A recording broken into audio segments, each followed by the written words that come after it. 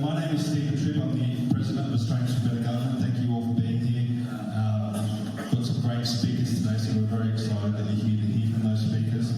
I want to start off by thanking you all for being here. It's important that you've given up your Saturday to attend a political event. Not many people are too keen to do so, but you guys seem engaged enough to want to do that, so thank you very much. I also want to thank this wonderful venue and Stevenson for helping us set this up here. This is a great venue. It's nice to see that you guys can have your meetings at such a great place. And also our wonderful speakers that have travelled so far. Dr. Reynolds has come all the way down from the Gold Coast. Katy and McCallum's come down from Kilkeeman in Queensland. So thank you very much for our wonderful speakers today. I'm sure you'll all enjoy them. Now, I just quickly want to acknowledge the ABG committee. We're all volunteers. We don't get paid. It's a volunteer organisation. They're all very hard-working people with full-time jobs that give up their valuable free time to contribute to what we're trying to do. So Tony Bowie, who's our secretary, who's at the back there, Martin Wayne-Bell, who's our vice president down in South Australia, Lee Evans, who's in the UK actually, and has got a lot of experience in groups like this, so he's been invaluable. Angus Wundership, back to our treasurer. I got the name right, close. Katy McCallum and also Deborah Gilson. Thank you. Now, on the agenda today, we do have Katy speaking. She's also the president of Let's Rethink Renewables. Martin Stevenson, who is the One Nation representative here, he's going to be speaking, and also Dr. Reynolds at the end. We will be having a Q&A, so what you need to do, if you have a question, please head down to Tony at the back there. There's a notepad, you can write down your question there. We will have an intermission, so that's probably the best time for you guys to write down your questions, and we'll bring all that stuff up during the Q&A. And just quickly, this is being filmed, so it will be broadcast on the Australians for Better Government YouTube page, and also Commanding the Narrative, so you can check out those platforms if you want to rewatch this footage from today. So just a little bit about Australians for Better Government. We are a non-partisan advocacy organisation dedicated to reforming Australia's democratic processes. Through education, public events and policy advocacy, ABG works to promote greater accountability, transparency and genuine representation in government for the benefit of all Australians. We believe that members of Parliament often serve their own ambitions or the will of their political party rather than faithfully representing the interests and concerns of their constituents. No longer can we rely on the politicians to drive real change. So that's why we have Australians for Better Government, to really talk about some things that a lot of other people are not talking about.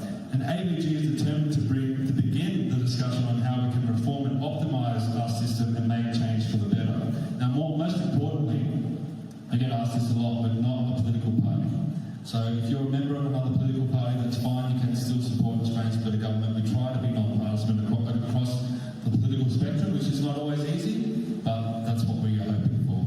So what's our mission at ABG? We want to reform the Constitution. We want to ensure a true separation of powers, which we'll get into a little bit later. We want to educate Australians and civics. That's one of the things that we've really noticed since we set up ABG just over a year ago now, just how much education is needed to teach people about our system of government. We want to be able to empower voters. We want to enshrine our freedoms, and we want to instill pride in Australia. We don't want that black armband view of this country. We are a great country, and it's time to focus on our achievements. So if you want to become a member or donate or contribute in some sort of way, your support really helps us with social media campaigns, hosting events and conferences like this, printing flyers and materials, travelling to events and speaking engagements and billboards and advertising. So any money that comes into the organisation, we put back into our efforts to advocate for all our proposals. Now, why did we call this We the People? I know people have said, well, that's an American term. Well, it just sounds a lot better than Whereas the People. It wouldn't have the same ring to it. But the message is We the People. The government is meant to be a representative of the people. It's not the government dictating to us. It's the government working for us. And I think we need to get more back to that mentality. So that's enough for me. Let's welcome our first speaker. I first met Katy at the Renewables rally at Martin Place in Sydney, And I was talking to someone else. I heard this woman up on stage talking. I was like, who is that? What a fantastic speaker and advocate.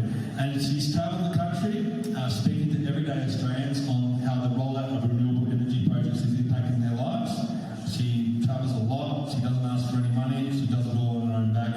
And she does it because she loves this country and she takes a lot of pride in this country and she's fighting for everyday Australians. So she is the president of Rethink Renewables. Please welcome Katy, McCallum.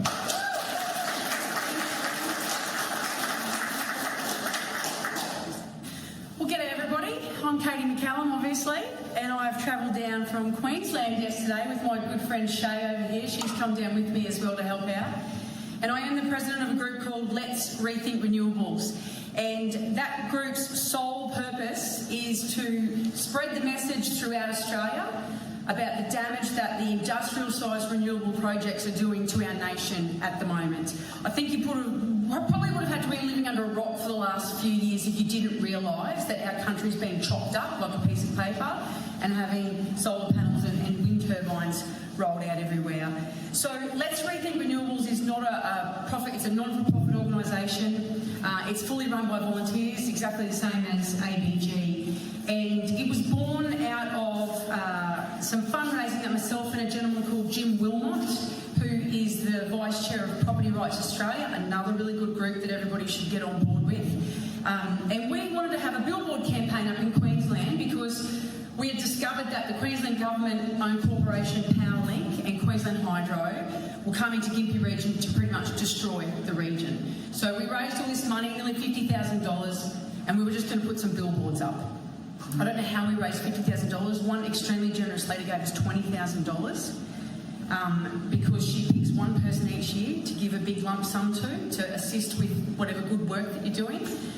Jim happened to know an amazing graphic designer down in Sydney who he'd worked with in a past job, and we got him on board, and suddenly these billboards grew into this giant five-pillar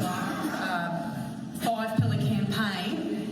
And what we've done is we have given the images from this campaign to anybody that wants them. So if you drive up the coast of Queensland, you actually get to see a couple of billboards that these are on, where the people have paid for the billboard themselves and they've put our artwork on the billboard.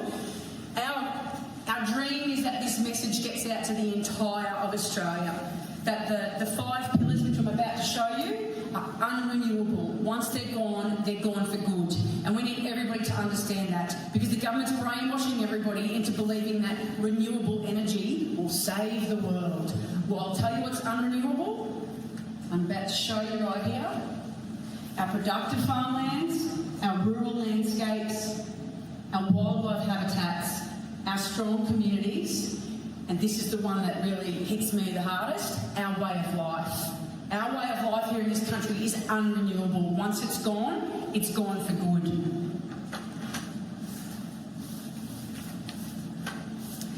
So I'm not here today because I'm some scientist or a lawyer or an ex-government policy worker from the government, though I was a police officer for 16 years in Queensland, but don't hold that against me, please.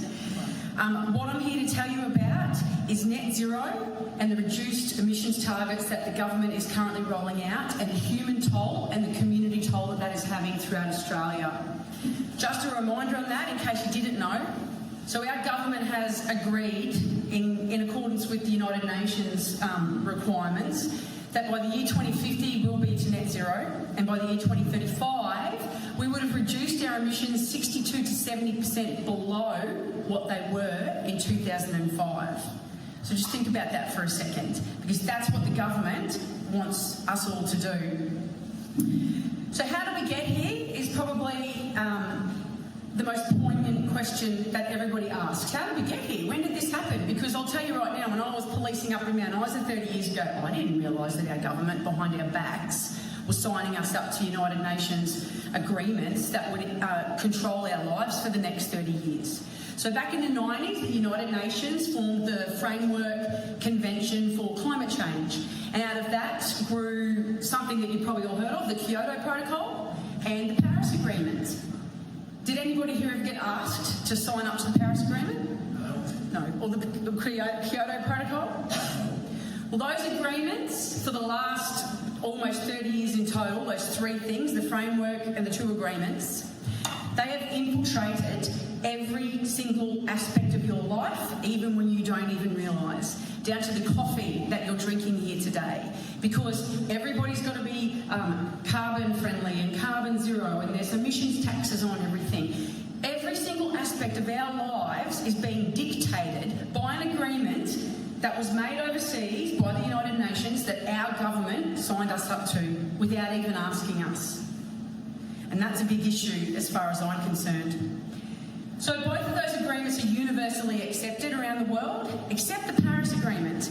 And there's one country that has pulled out of that agreement twice. Anybody know who that is? The country? Yep. The Trump administration pulled out of it on their first term, and they pulled out of it the second they got back in for the second term. So clearly you can get out of the agreement. I'm not sure, somebody might know, I'm not sure if there was some sort of adverse effects for them economically, or international trade went down. I doubt it very much. But clearly you can get out of the Paris Agreement. And I remember when I was asked by Barnaby Joyce to first join the National Rational Energy Network a couple of years back, and we had our first meeting. There was just 5 of us and him, and we were talking about it all. And I was scratching my head. I was like, where did this all come from? How do we get in this place? And he said, well, it's the Paris Agreement. I said, well, who signed us up to the Paris Agreement? And he said, well, Tony Abbott. And he started naming all the people who'd assisted to do this stuff. And I said, so why can't we just get out of it? And there was just silence. Because I asked that question, why can't we just get out of it? Why are there no politicians in this country right now who are strong enough to stand up and say, we're going to get out of it? Well, they'd have to be in power, obviously, and I can't see the ones who are in power getting us out of it. But just to explain to you why these policies that the United Nations have directed us to undertake in our nation, why they're affecting you. The other day, one of my mates, who's still a police officer in Queensland, comes and tells me, now I didn't know about this either until I looked into it, comes and tells me that he just bought his wife a new car. So in Queensland, there's a group called RemServe. Do you guys have salary sacrificing in New South Wales? Yeah. So in Queensland, the police, the ambulance, the teachers, the doctors, the nurses, whoever, they can salary sacrifice their mortgage payments, their car leases, your laptop computer. So, I won't say his name. He waltzes into RemServe and he goes to get a new car for his wife, just to run around town. He got $16,000 cash back by getting her a BYD EV. An EV. It was going to cost $16,000 more to get the equivalent sized car in a petrol-engined Toyota Corolla. So I looked into it. That money's coming from the government. That's your taxpayer funds and mine. Is paying people to drive EVs. I hope nobody here has an EV. Is there any EV owners? So I get EVs turn up at my little shop in Kilkeevan, and they find out very quickly what I think about the car they just popped up in. But not only that, at the end of his 2 years or his 3 years, whichever he picks for his lease period, he has a fixed amount, which we always do, balloon payments, whatever, on leases, but he has a fixed amount far greater than what a Corolla would have got him, or a Ford Mondeo, or whatever Ford's got these days. And who's going to pay the difference in that? Because I've spoken to a couple of dealer principals at some car dealerships, and they've traded Teslas in recently and put the people back into Nissan Patrols and Ford Rangers. And those EVs, which were less than 12 months old, the people were trading them in because they were done with them. They lost $30,000 on those cars in 12 months. So if our government is paying RemServe to subsidise a person who gets an EV, and then they subsidise the loss of the buyback value in a couple of years' time, when are we going to get $50,000 to put towards a car to help us buy a new car? It's absolutely ridiculous. But if you go and look at the federal government's website, it tells you how much money they're giving to the state governments to roll out the EV transition, because they want everybody in an EV. And that scares the bejesus out of me, because I'm not sure if anybody here comes from any further out west, but you cannot function on EVs out west, where the food comes from. So I'm going to show you a video now, and some of you might have seen this already because it's done the rounds on the internet quite a bit. So I come from Kilkeevan, and just outside of Kilkeevan Well, about 8 years ago, BP turned up. BP Light Source turned up and nobody really understood what was going on.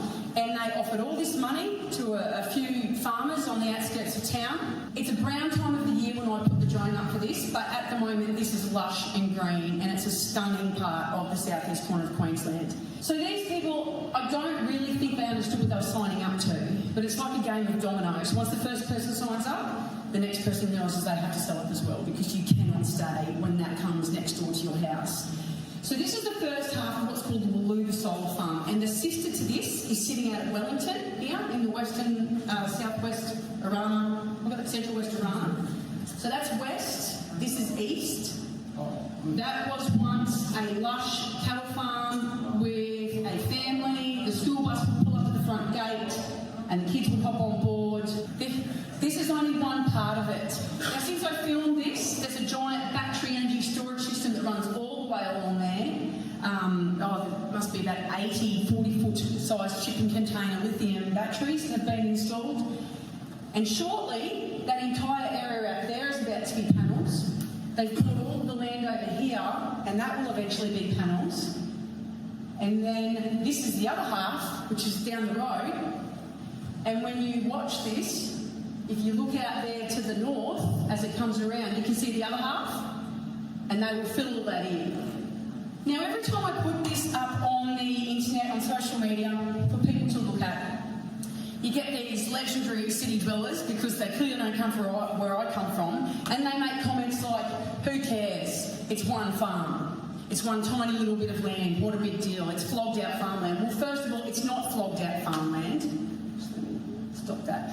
It's not flogged out farmland. It's prime farmland. It's productive farmland that used to produce beef that went to market to feed the people in the city who choose not to live a rural lifestyle like we do. So, the message I really want to get to everybody is that these projects here, when people say to you it's just one-off, it's not.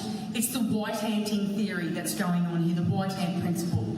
So they are white-anting every community around Australia right now. So for every community that has this going, and we're now facing HV lines, there's a pumped hydro just over the mountains in the next valley, it destroys your community. We've got people selling up and leaving, and it is no different than having a white ant get into your house and start to erode your house frame. It makes it unlivable.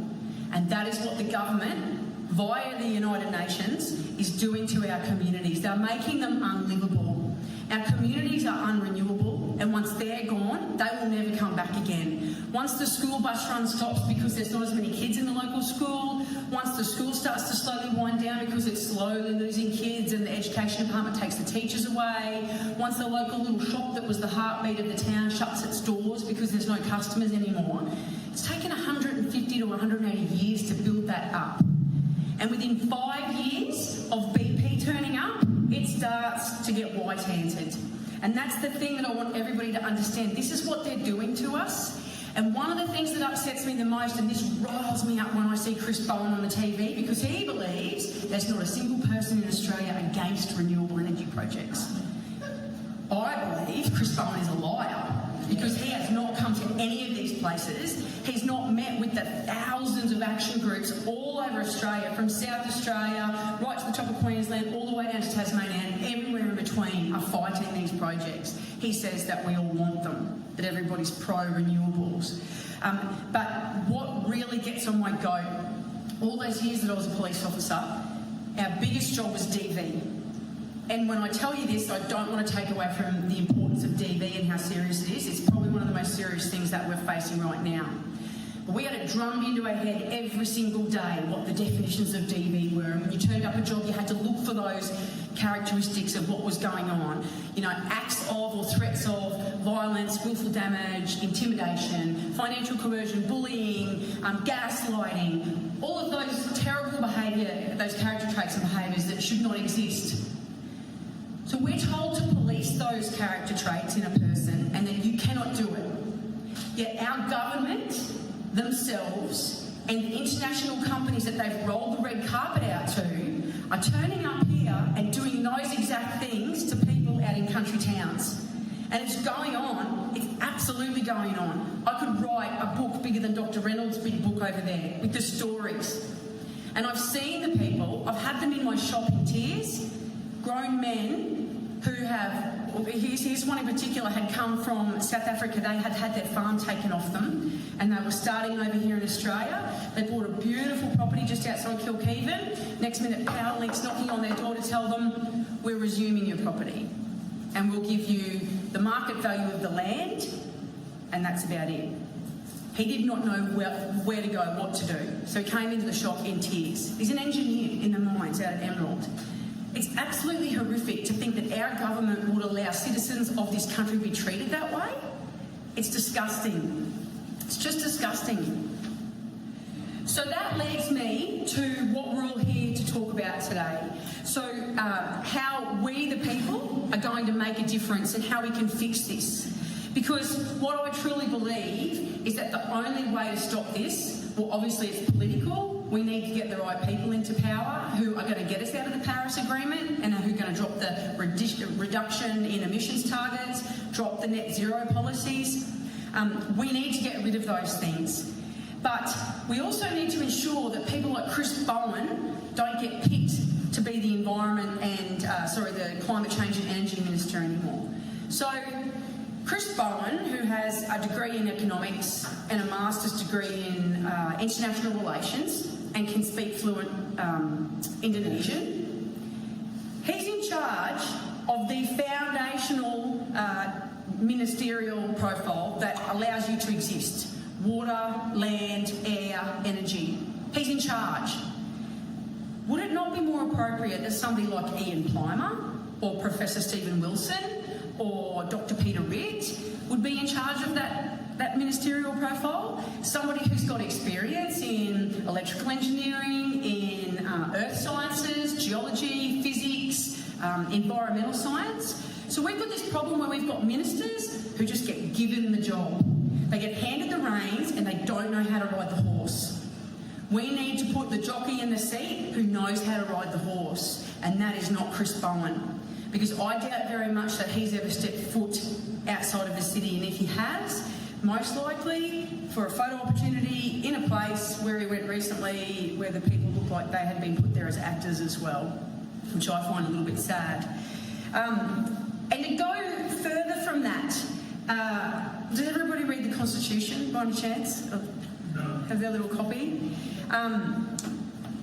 Section 51 appears to me, and I'd like to open this up to everybody to talk to about this after the meeting. From what I can tell, the federal government has no constitutional powers to dictate to the states what to do with their electricity grid or how we produce energy. So up until that United Nations framework came in the 1990s, the states of Australia looked after their own grids. They looked after their own energy supply and they did their own thing in their state to suit their people. So we've gone from that to an integrated system plan that allows us to blow power stations up.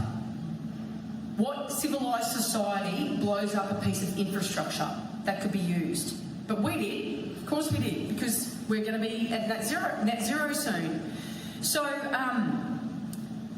Section 51 gives some really loose powers, some very vague powers that if the federal government wants to, they can... Sorry, I'm talking too much. I have to wind it up. They can tell the states what to do. I believe it's time that the states took back their energy sovereignty from Chris Bowen and Anthony Albanese and told them that we're going to work out how to supply the energy in our own state for our people. Because at the moment, we've got that jockey on the horse's back. He doesn't even know how to ride the horse, and he's telling us what to do. So I'd like you all to think about that, because it's something that I think about a lot. I'm not a constitutional expert by far, but if anybody's got any ideas on that, I think it'd be a great thing for us to talk more about.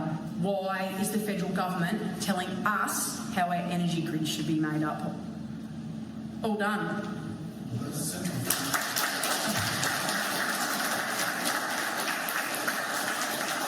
Thank you. So our next speaker, you should all know him. He's a local business owner, and I'm led to believe you'll probably see his trucks driving around with his nice face on it and the One Nation logo. interested to hear about his views on small business as well, because that's one thing that doesn't get talked about anymore, is small business. The government used to talk about that a lot, you don't hear about it anymore. And he's also a former One Nation candidate at a federal and state level, and a very successful one at that. So please welcome Martin Stevenson.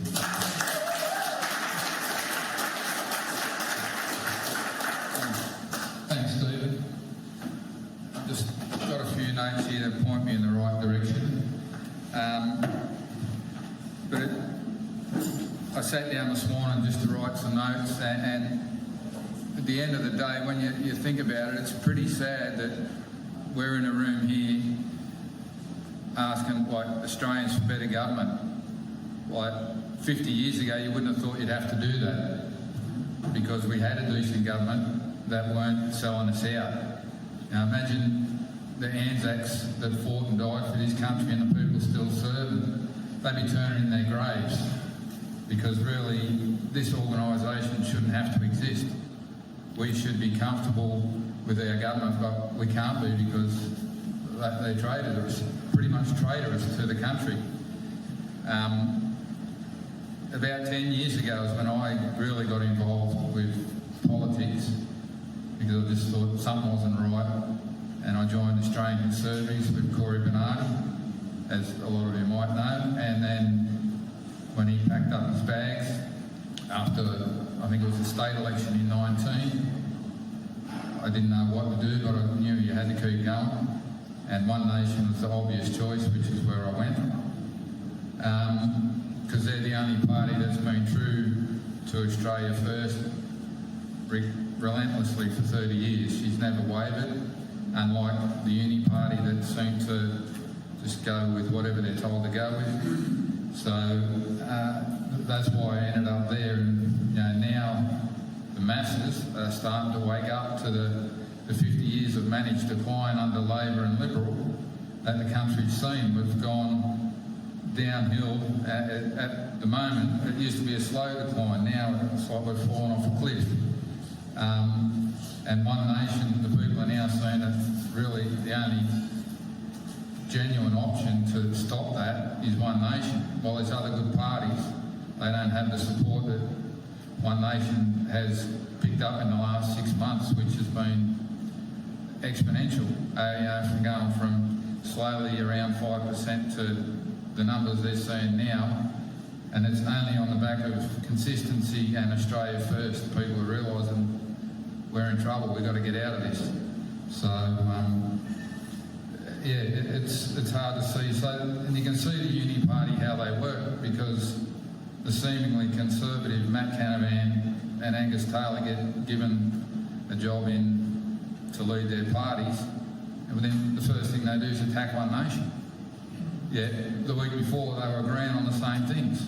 So they're obviously doing what they're told by their masters, which is not what we need. We need people in government to look after Australia and the best interests of we the people, as it says. So it's not working out too well for the uni party, because now people are really changing in droves. Like I watched Arby in Melbourne with Arby Ameni with Pauline walking around the streets, and there was hardly a person who didn't want their photo with her or stop and say thank you for what you're doing. Whereas, and when we started here 5 years ago, people would sort of call you a racist and really give you a hard time, whereas now they stop and shake your hand and say good on you, thanks. So things have changed, and it's good to see. So it's just so bad what they're doing. And to me, some of the things you look at is like the guillotining of legislation through Parliament. Like Kate said, we never get asked anything. They'll guillotine things through without asking us what we want. And then the one time they do ask us what we want, like The Voice, we don't tell them what they want to hear. We actually vote against their thing, so they're still trying to backdoor it somehow. But they thought they could ram it through with all of their money and all of the Hollywood and crap they went through to try and push it.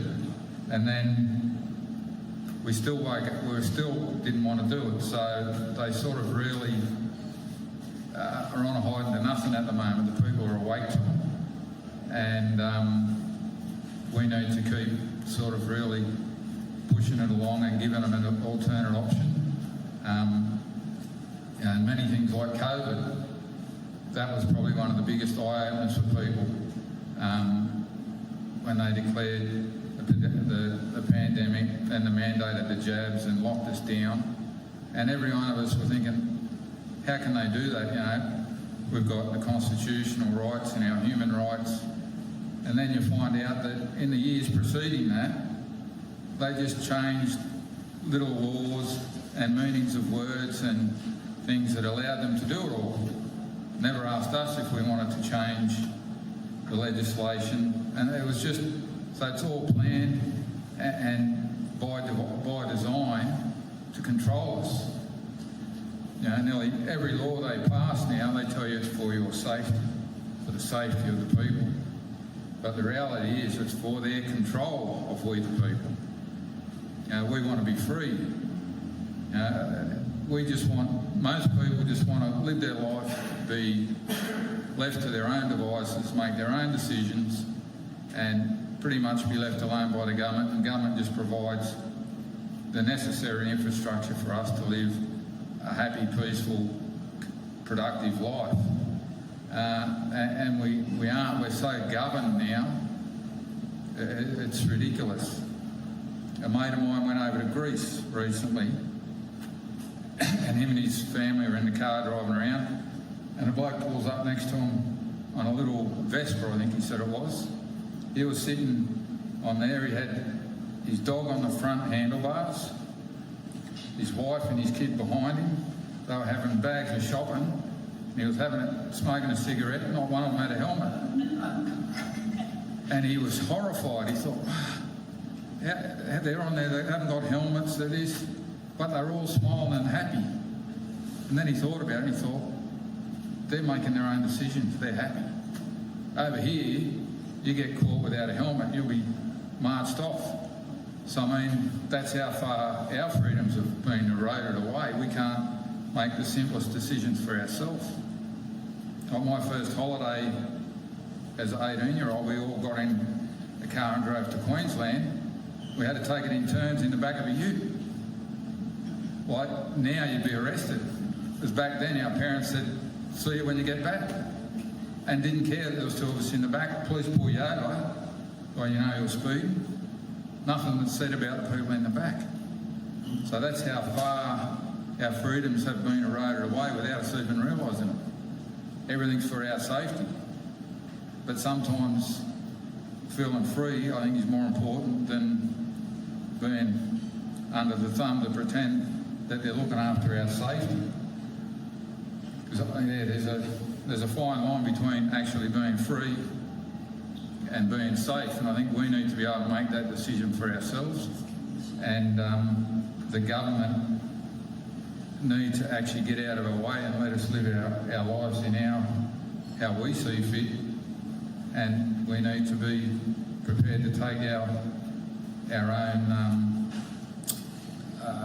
choices and stand by it. Unfortunately, too many people these days want to blame someone for everything, and that doesn't help the situation. And the Uni Party, I think, have underestimated the people. We're now people in mass are waking up, so I think they have underestimated how angry people are.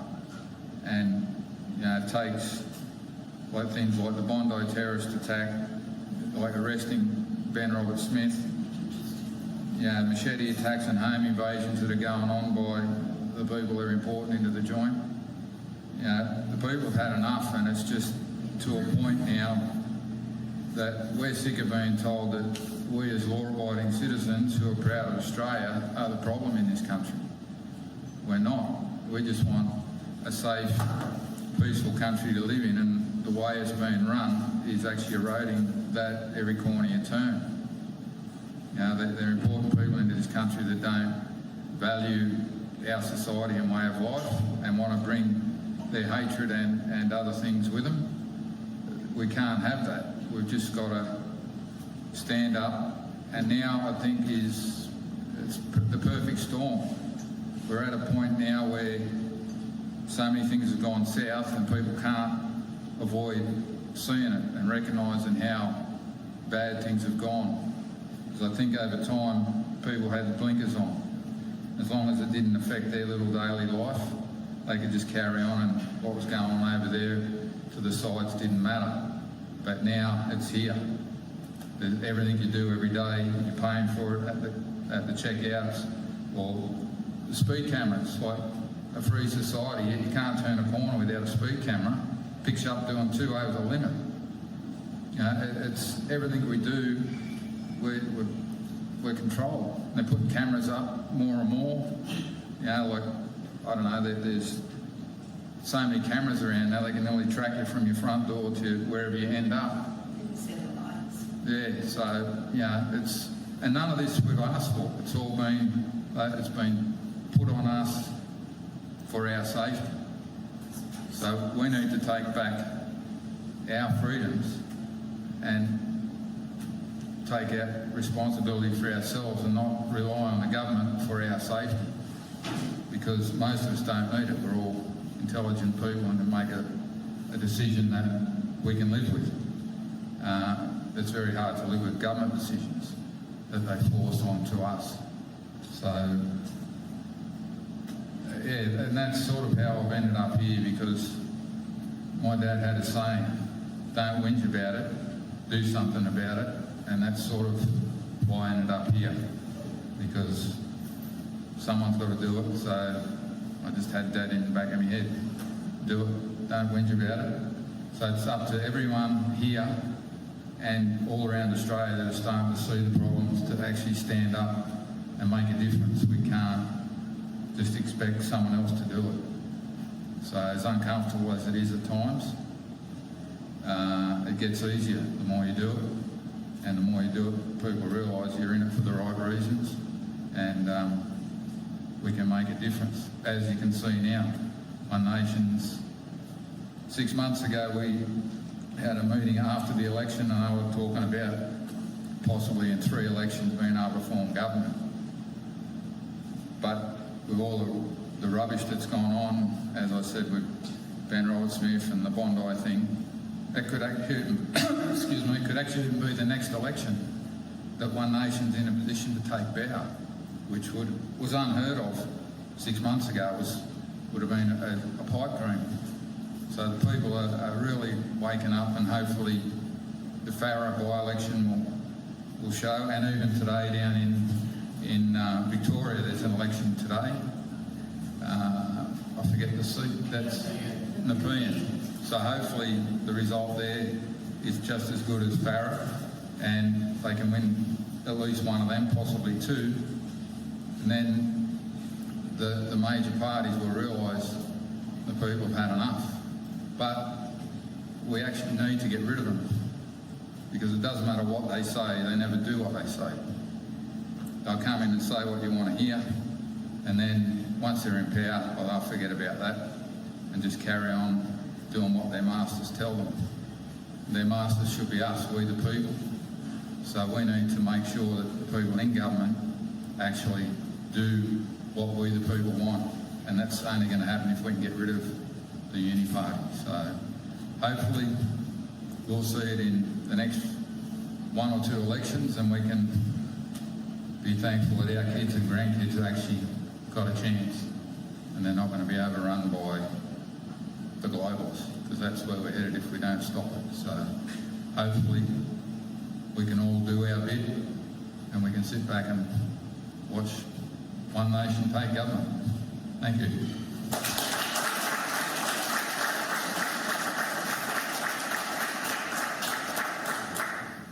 Thank you, Martin. I think that's what they intended when they wrote the Constitution. They wanted to see every day people like Martin stand for Parliament, not the political staffers and union hacks that we get now.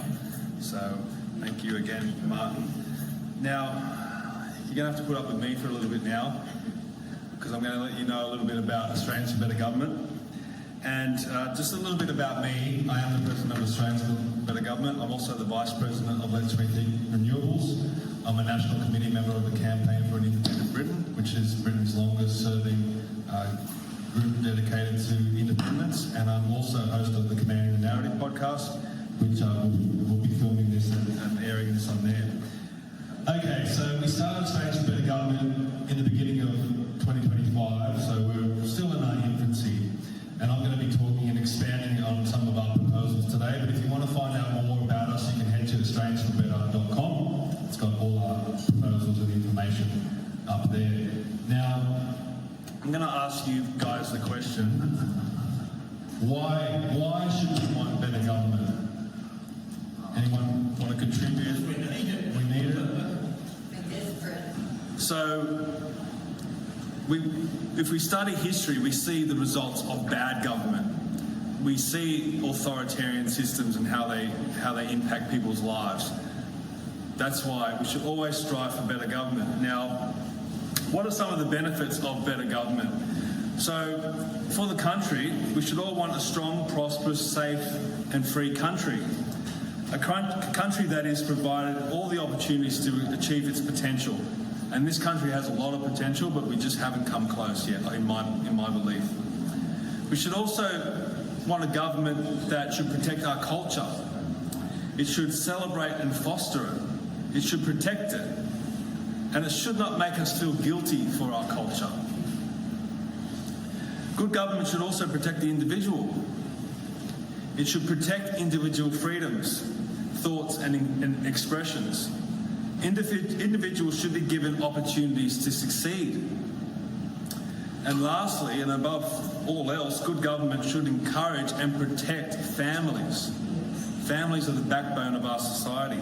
We want strong, prosperous and free families. We want a strong country that we can leave behind for our children and our grandchildren.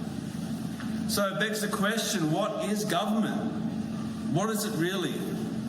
At the end of the day, it's just words on a piece of paper. Our constitution, any legislation that they put through, if the people don't agree with it, it doesn't mean anything. Now, it is enforced by force, the military, but if enough people rise up and disagree with the system, you get this.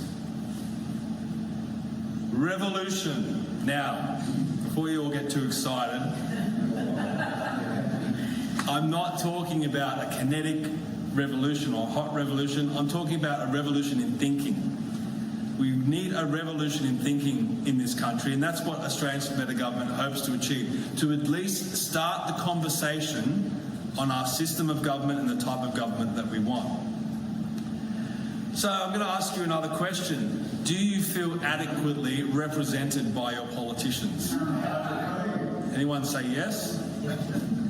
That's crickets.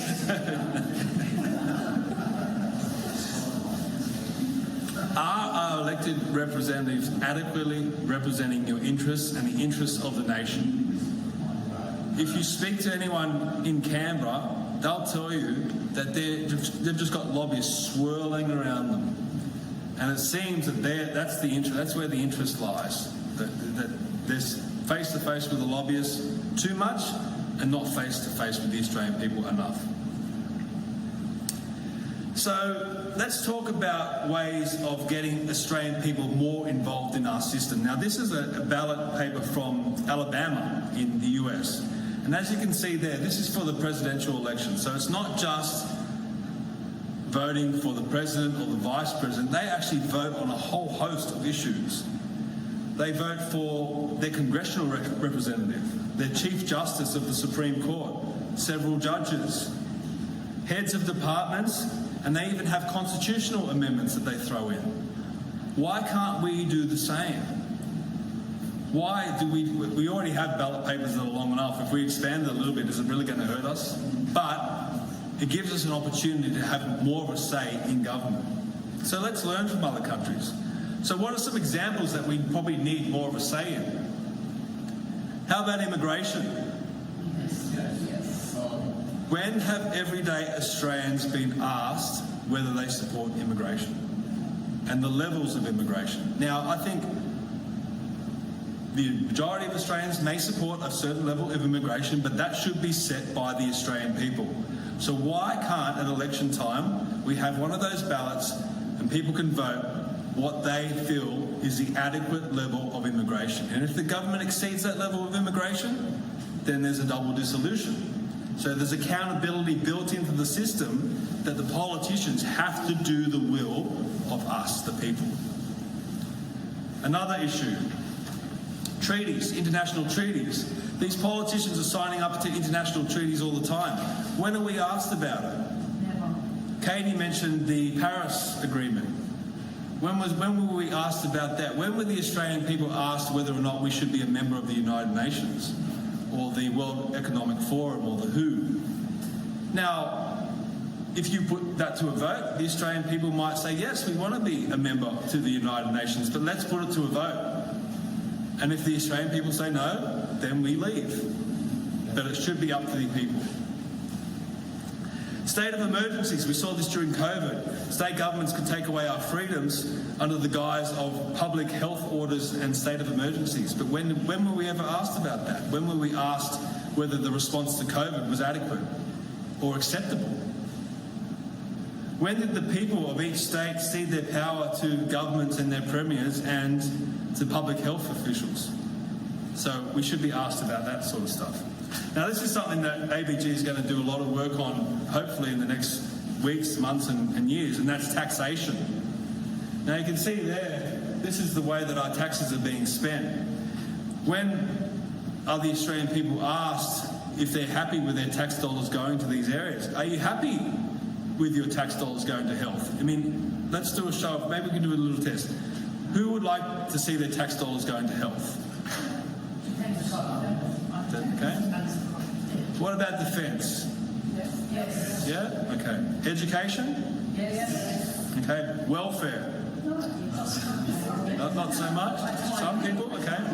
What about foreign aid? No. Okay. So, when have you ever been asked that question? Never. This is a big one. Government spending. The Australian people should be setting the adequate debt ceiling. We should be setting that ceiling of debt. And if the governments exceed it, bang, double dissolution. Bang, accountability built into the system. If they want to spend too much money, if they spend more money than we allow, then governments dissolve. There's a lot of ideas. And this is what we're all about, starting that debate. Let's talk about that. Let's put some pressure back on the politicians. They're getting away with this. We want to put pressure back on them, and we can only do it by we the people. The governments must seek an approval from the Australian people to exceed that debt ceiling. And as I said, if they exceed it, then they go to an election. So what is the solution? I just maybe gave you some ideas there, but we need to improve the performance of government to deliver better outcomes for the future of all Australians, all of us. But what are the steps to achieve better government? So one of the things I like to focus on is the separation of powers, and this is a big focus of Australians for Better Government.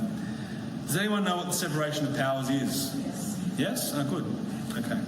So just to make it clear for everyone, our government is meant to be separated into three separate branches that are meant to be independent from each other. The first one is the legislature. Now that's the House of Representatives, the Green House, and the Senate, the Red House. Now a lot of people think that that's the separation of powers. No, that's one branch of government.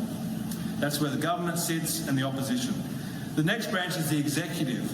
Now a lot of people don't really understand this all that much, but that's where the ministers are. So they put that law that's passed through Parliament, they put that into action. And the last branch is the judiciary. They have the power to make judgments of the law. So that's your courts. So that's the three branches. And they're meant to be separate and work, I guess, against each other or in conflict with each other to have some accountability there. So let's look at the executive branch in a little bit more detail, because I think that's the one that really needs a lot of focus. So if we read section 61 it says the executive power of the Commonwealth is vested in the Queen and is exercisable by the Governor-General as the Queen's representative, and extends to the execution and maintenance of this Constitution and of the laws of the Commonwealth. So what that's really saying is that the Governor-General is meant to be the head of the executive and separate to the legislature. What happens now is that the Prime Minister and the government of the day select the Governor-General. So this is our current Prime Minister and current Governor-General, Sam Mostyn. Sam Mostyn, selected. Should the Governor-General be selected or elected? Elected. Australians for Better Government say we should be electing our Governor-General, and then that Governor-General could be separate from the government and hold the government to account, and the government can hold the Governor-General to account. So that's really how the separation of powers is meant to work. And I'm sure Dr. Reynolds will go into that a lot more detail as we go along, because you want all those branches separate. Now, I'm going to ask you this question for all those people that have read the Constitution. These are our former Prime Ministers, our illustrious Prime Ministers. How many times is the office of Prime Minister mentioned in the Constitution? Zero. It's not mentioned. So how do we suddenly have this office of Prime Minister that is head of the government in the lower house, tells his party what to do in the Senate, selects the Governor-General, selects a lot of the judges to courts?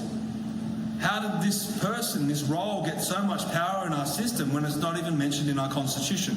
Now, a lot of people may say it's sensible to have a Prime Minister. Okay, well, that's fine. Let's put that into the Constitution. But let's have that discussion. Let's set the roles and responsibilities of the Prime Minister. If we want to be a serious country, then we need a serious Constitution and we need a serious system. Meanwhile, this is the amount of times that the Governor-General is mentioned in our Constitution. So you can see that when our Constitution was originally written, and again, Dr. Reynolds hopefully will expand upon this when he speaks before, a lot of the power is meant to be vested in the Governor-General.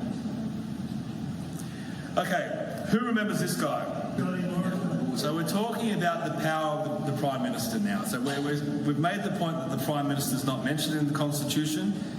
Yet when Scott Morrison was Prime Minister during COVID, he appointed himself to the Ministry of Health, Finance, Treasury, Home Affairs, Industry, Science, Energy and Resources, and he was considering appointing himself to Agriculture, Water and the Environment. There's no mechanism to stop him from doing that. So what mechanism is there to stop a Prime Minister from assuming all ministries?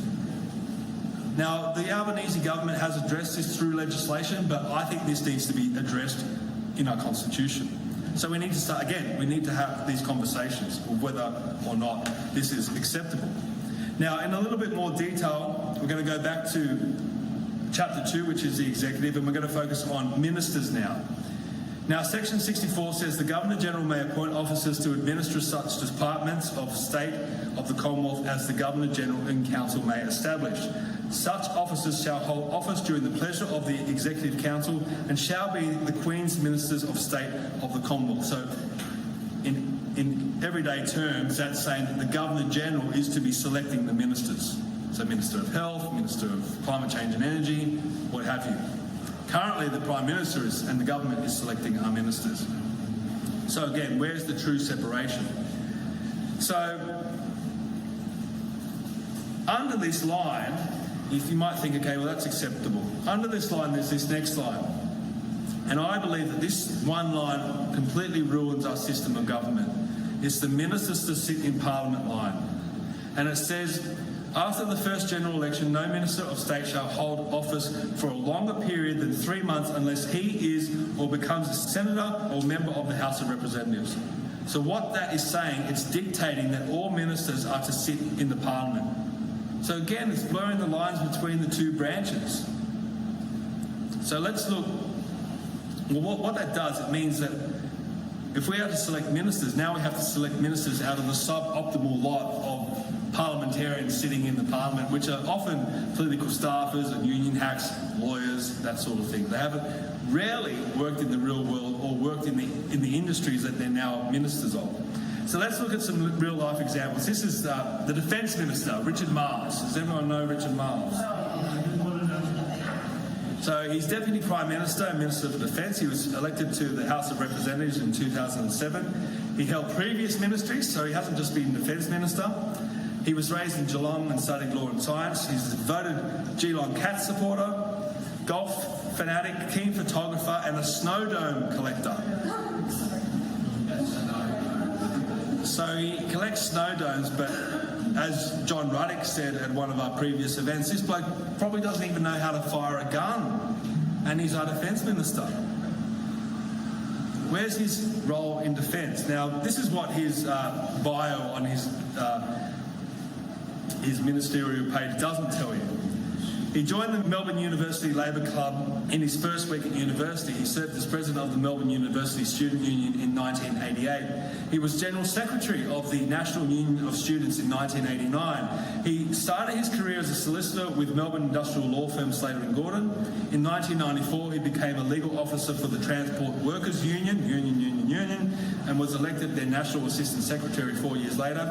And in 2000, he joined Australia's peak national union body, the Australian Council of Trade Unions, as Assistant Secretary, remaining in the position until he was elected in 2007. So based on that, he should be the Minister for Unions, not the Minister for Defence. So what could be some better options if we were to remove that line in the Constitution? How about Peter Cosgrove? Born in 1947 as the son of a soldier, graduated from the military college in Duntroon, fought in Vietnam, so we do know he knows how to fire a gun. He commanded a rifle platoon. He was awarded the Military Cross. He was the commander of Interfed in East Timor. He was promoted to Lieutenant General and was appointed Chief of the Army in 2000. After a further promotion to General, he was appointed Chief of the Defence Force from 2002 to 2005. So his whole career has been in the military. He knows how the military works and where all the bodies are buried and how to improve, hopefully, how to improve the military. Now, he might be past and he might be too old. This is just an example of the type of calibre that we could have as a Minister of Government if we were to delete that ministers to sit in Parliament line and the Governor-General was able to pick ministers from the broader Australian population. You can have someone with industry experience now being a minister. So I'm going to put the question to all of you. Who would you prefer as Minister of Defence? Peter Cosgrove or Richard Marles? Ben Roberts-Smith. Well, if you were to remove the ministers to sit in Parliament line, that could happen. So that's what we're saying. We want to put it to a referendum and ask the Australian people whether or not we want to put a big red line through that line in the Constitution, and then hopefully bring in better quality ministers to hopefully run better departments and get better outcomes for everyday Australians. Now, this is the current Albanese cabinet. I'm not picking on Labor, but they're in power, so this is the situation. Let's analyse some of them.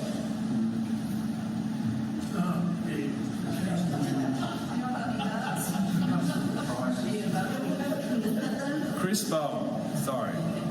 Born in 1973, elected to Fairfield City Council in 1995, and he left in 2004. Elected to Parliament in 2007. Where's his experience in the energy sector? Fairfield Council. Katy Gallagher. Sorry, Katy. We should have you in there. Katy Gallagher. Studied political science and sociology, worked as a social worker. Later, she held an administrative job at the the Community and Public Sector Union.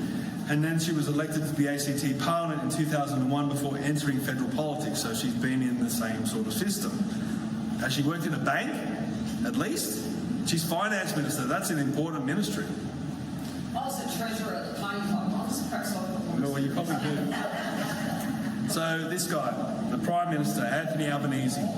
So we all know that he grew up in public housing with his single mum. You all know that? He also studied economics at Sydney University, okay, but he never applied it.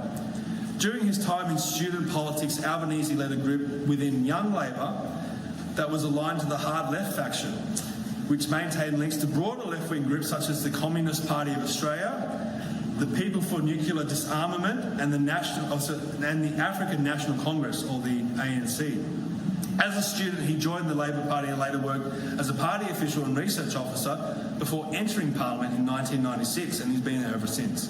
So what does he know about the everyday pressures that we're all under? Paying a mortgage, getting up at 5 a.m. in the morning, going off to work, working weekends, raising a family. What does he know about that when he sat in Parliament since 1996? So, what are some better options than that lot? Surely anyone.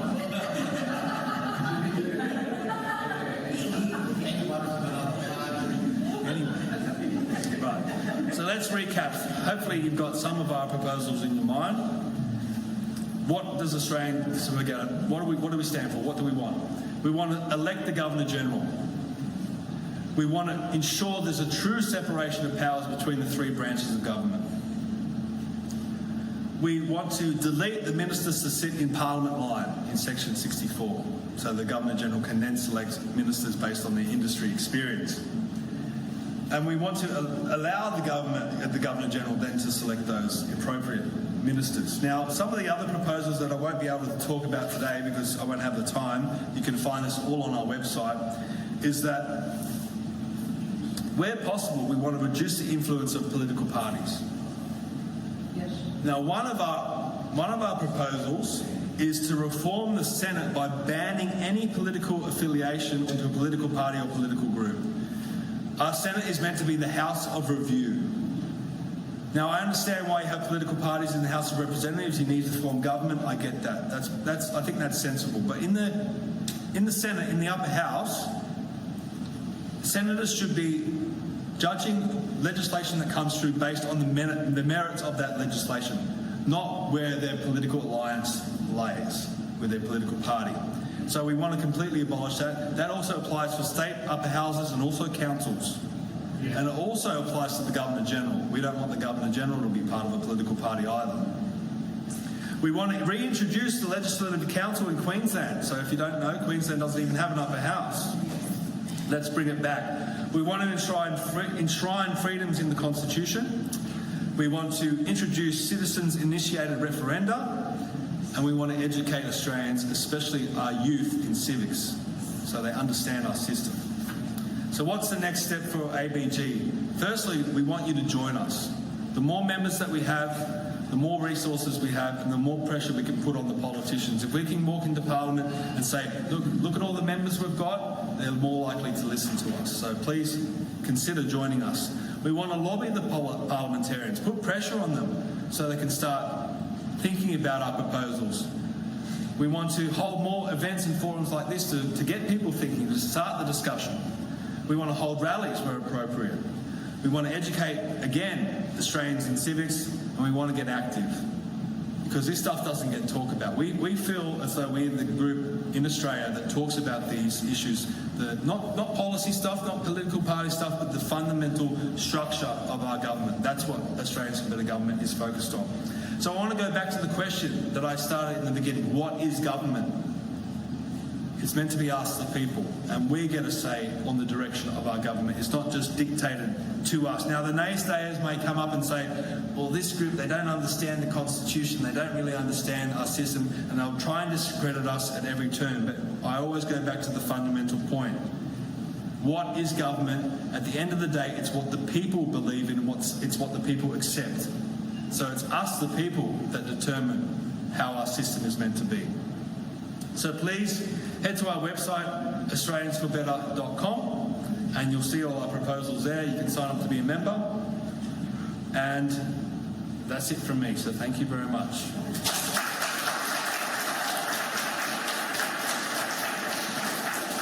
So what we're going to do now is we're going to break for an intermission, and we'll come back with our final speaker and then our Q&A. So thank you. Okay, everyone. Hopefully you're all refreshed and you're thinking about some of the things we've already discussed. I just quickly want to introduce Gerald Matt Stevenson. He's going to say a few words about an upcoming event he's got, so please welcome Jim.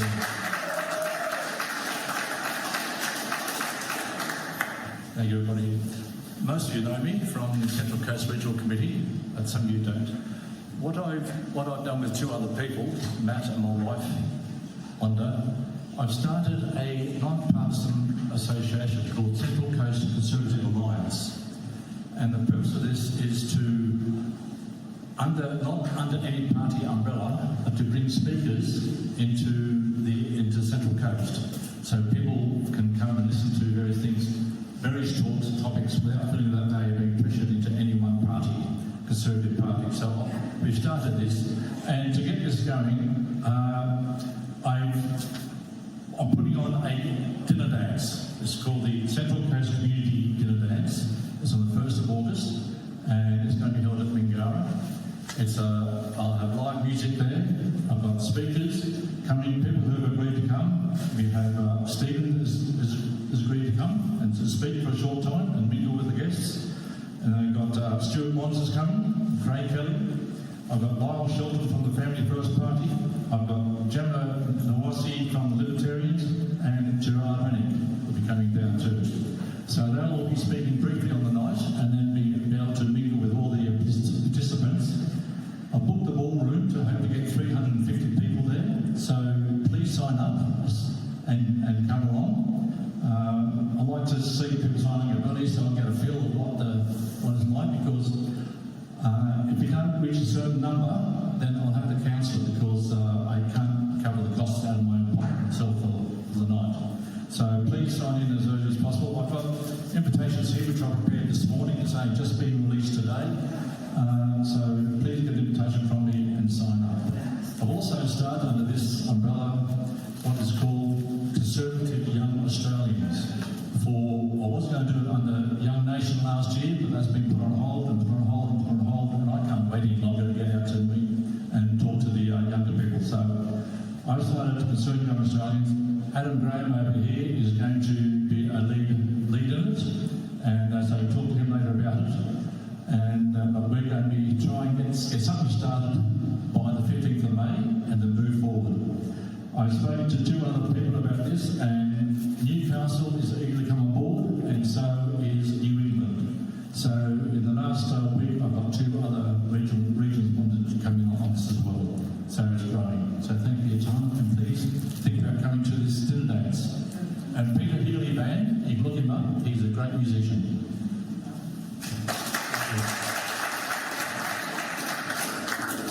Righto, it's time for the main event. He's come all the way down from the Gold Coast.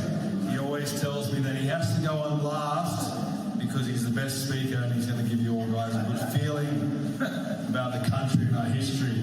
He has a PhD in constitutional law, so he knows what he's talking about, and he's the only Australian to have worked in the US Congress.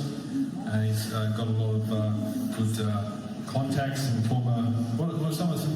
Mitch McConnell and Teddy Kennedy. Teddy Kennedy, Joe Biden and Mitch McCallum, and then Coates, who became head of everything in space. I don't know if you'd say Joe Biden too loud. So I don't know if you'd say Joe Biden too loudly. Well, I work with him, so I know when people go on about American politics. Well, there you go. So we've got a true expert. He's also worked in the Australian system, and now he's become a notable Australian historian with his fabulous book, What a Capital Idea, Australia 1770 to 1901. So let's bring him to the stage, Dr. Christopher Reynolds.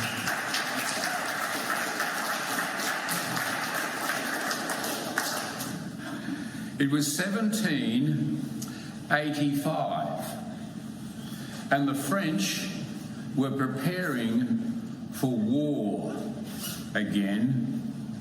They wanted a slice of the Asian trade and had sent Count de la Pérouse into the Pacific to scout around for a possible French site for a settlement. The British East India Company, the largest company in the world, their directors were worried. They contacted Prime Minister William Pitt. Pitt must act. But what plan could Prime Minister Pitt come up with that the Parliament would accept? And what plan did he come up with in secret? And there was one. Do you like a good story? Well, this book is full of them.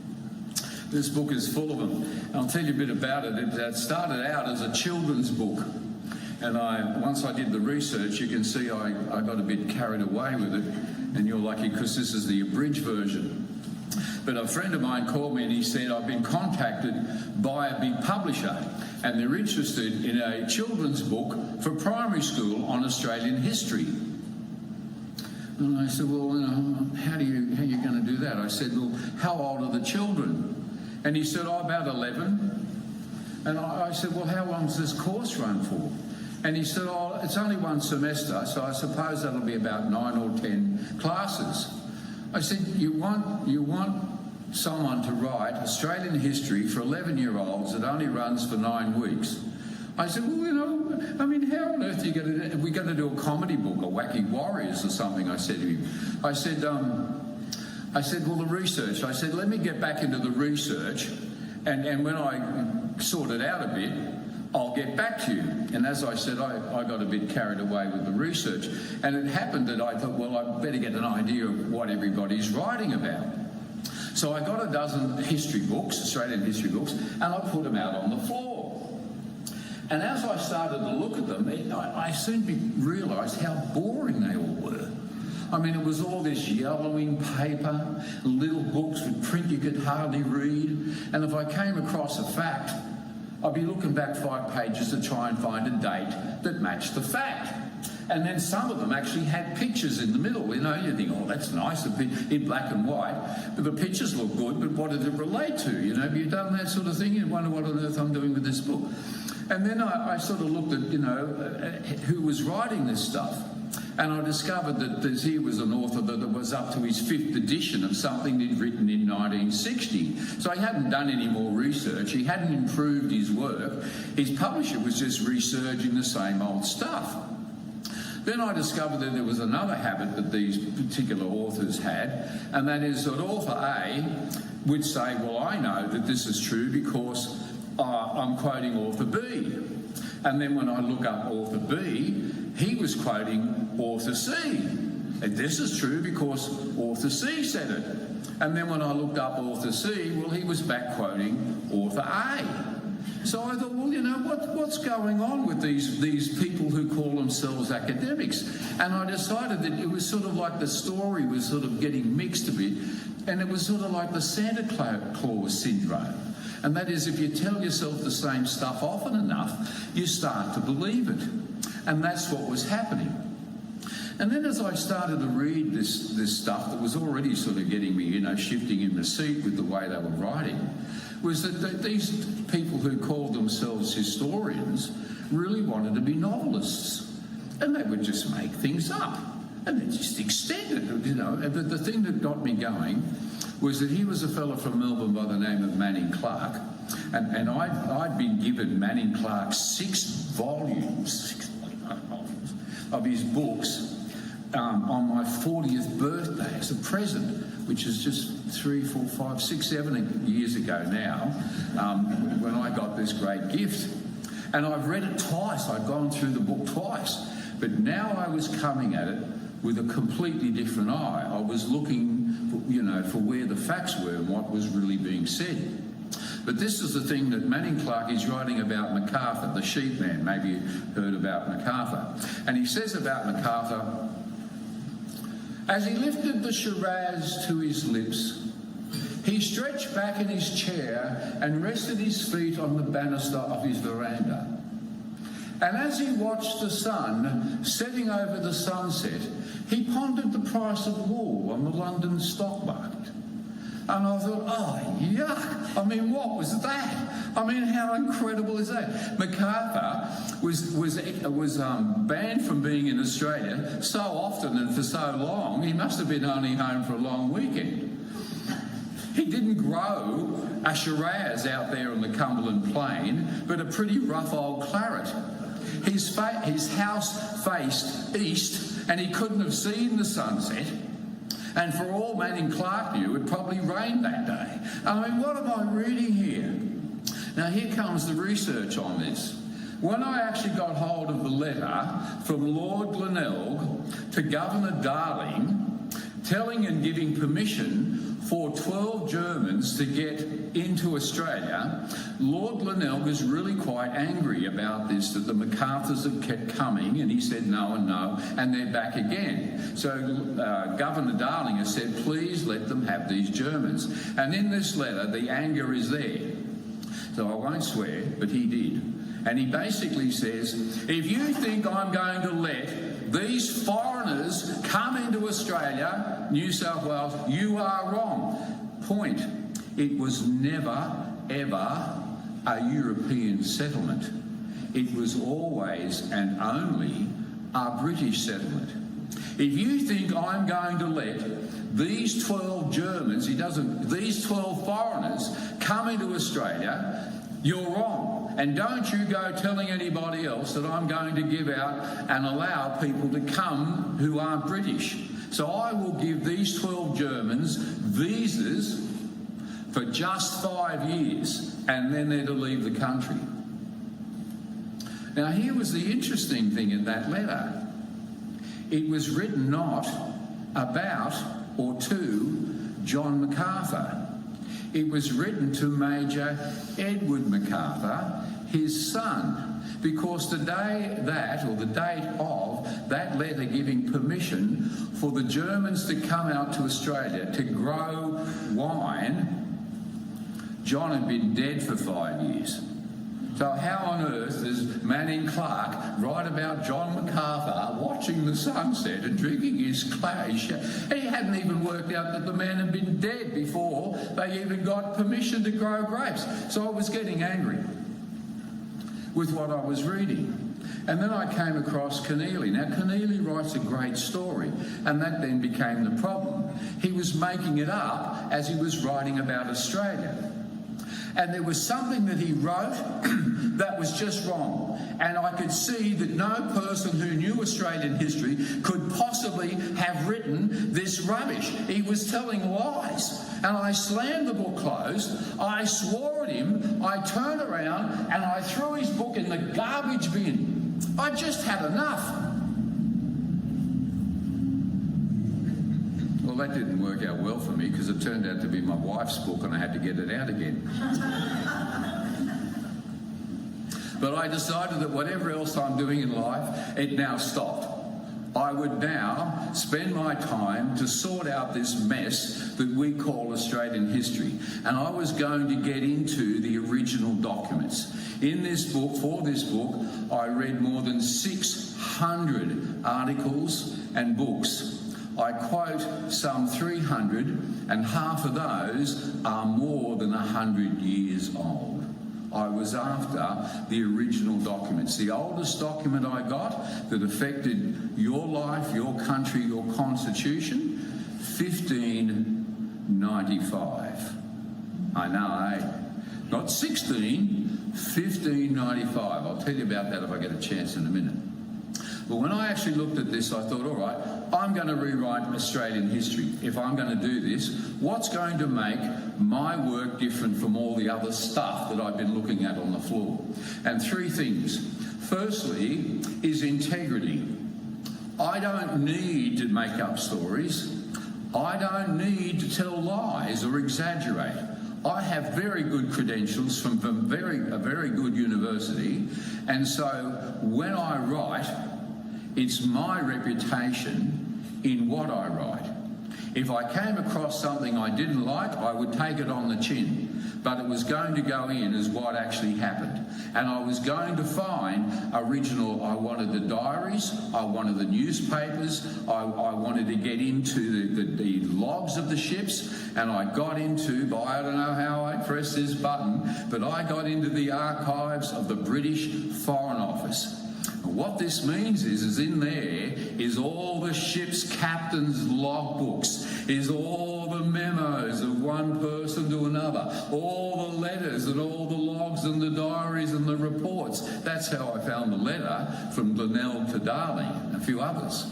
So I'm in there swimming around in all of this incredible stuff. The second important thing was to chase the money trail.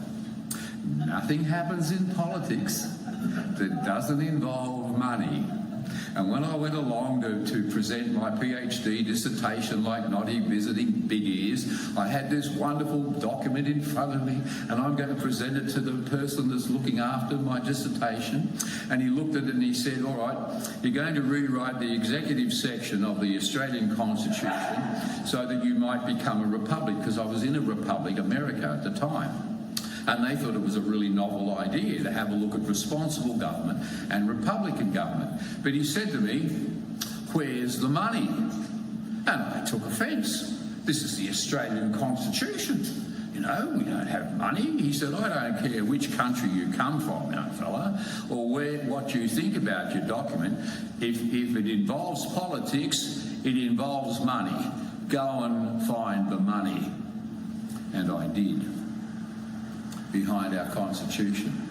The third thing I wrote in the preface of what makes my book different is the thing that comes from my theological training called, it's a German phrase, it's Sitz in Leben, which means situation in life. It doesn't, we translate it, I suppose, as context, but it's more than context. So we talked about the context here. It's actually who are the people in the context? What are the influences upon them that brings this group to a point that they're going to make a decision? So it's that sort of wider sense in the German of what it is. So with those three things in my mind that I was looking for, I set out to actually have a really good look at our Australian history.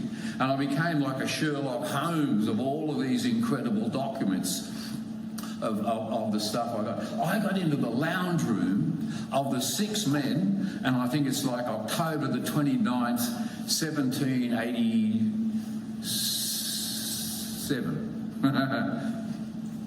6.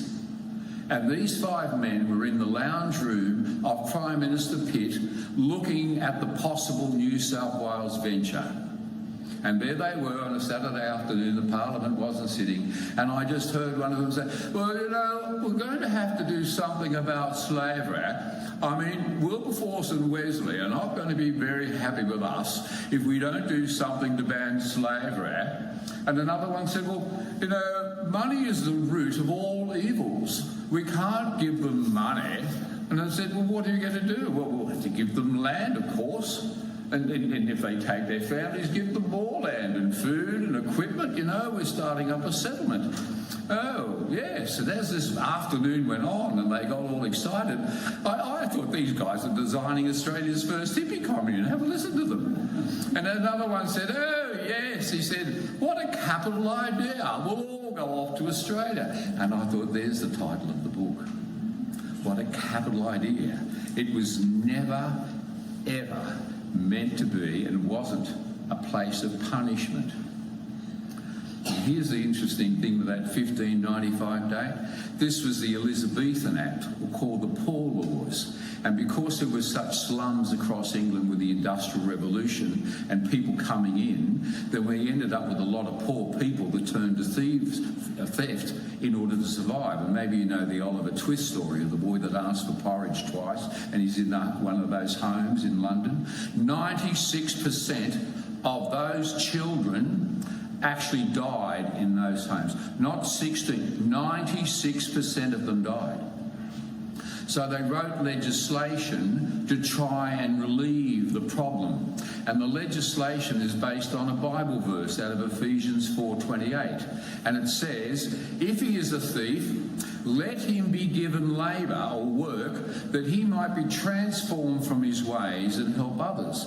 And that's what the legislation actually said. These thieves will be given labour, and we're going to get them out of the cities and away from the bad element, and we'll send them overseas, or we'll do something with them. And so they wrote this law in 1595. They revived it again in 1717 and again in 1774 under Lord Sydney. And so he knew the legislation to do with relieving the problem. Now, these people who came to court for what we'd call misdemeanor crimes were actually being sentenced under an incredible, strange thing called the benefit of clergy. It took me a while to sort of understand this, but originally it was when a clergyman came to court, and I had to think about that. Why would there be a clergyman in court? I suppose driving under the influence on his donkey, drunk and disorderly, but whatever it was, there he was in court. And so he could actually say to the judge, benefit of clergy, and they'd send him off to the ecclesiastical court instead of the criminal court or the civil court. So this actually fell into common usage, and all the people that were caught stealing spoons or whatever it happened to be, or oranges, were then sentenced under this particular category called the benefit of clergy. The second interesting thing was that they were all then being sentenced and talked about as the property thereof. And what was happening is that when people were being sent to particularly America, they weren't just dumped off the boat. They were actually assigned to people to care for them. When it came to Australia, the caring of these people fell under the governor.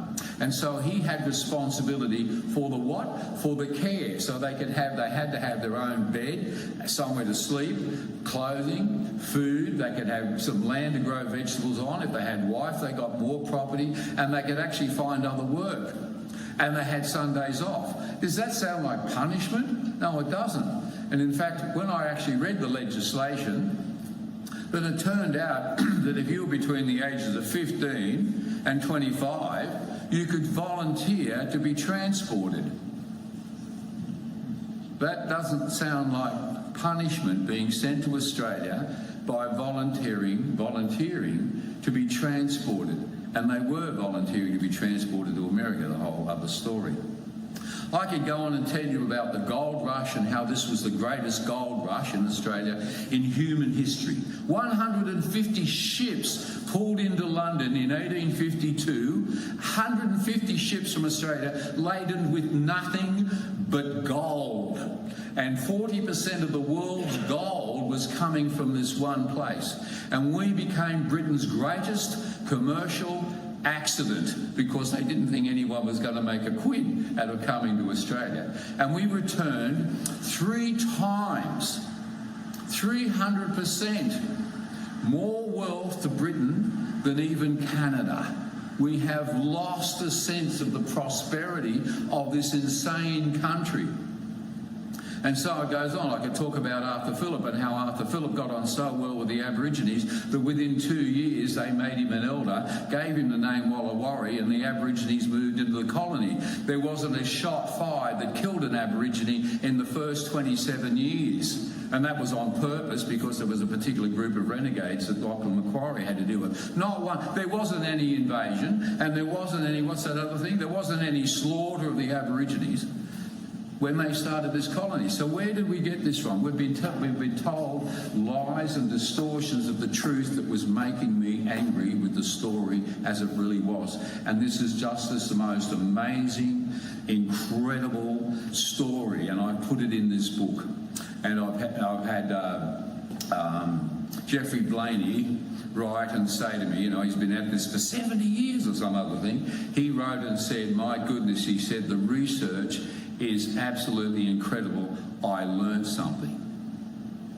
And he's asked me now, I'm writing something else. Remember The Secret Plan? I wrote that up and put it into what I'm writing now. And he wanted to read this stuff that's never been published before about a plan that went on behind coming to Australia that dealt with the French, brought on the French Revolution. And nobody in Australia has ever made the connection of what was taking place. So he's reading that for me now. But it's only a couple of months ago that His Majesty King Charles has written to me and thanked me for sending him a copy of the book. When Donald Trump said, I've just won this election, there were 3 men on the stage with him that have a copy of the book, which I had to laugh about. You know, that the book's getting around a bit. But this is the most, you think you know Australian history? You don't until you actually get the facts that you think you know sorted out. And you'll find this is the most amazing story. What I'm going to concentrate on for a few minutes is this story about how the Constitution was written. It's better than you think. I was standing there with Peter Cosgrove. You saw Peter's face come up. Well, I was in New South Wales Parliament and had a beer in my hand, and someone said, let me introduce you to Peter. Now, it's I always get his title. I've got to go.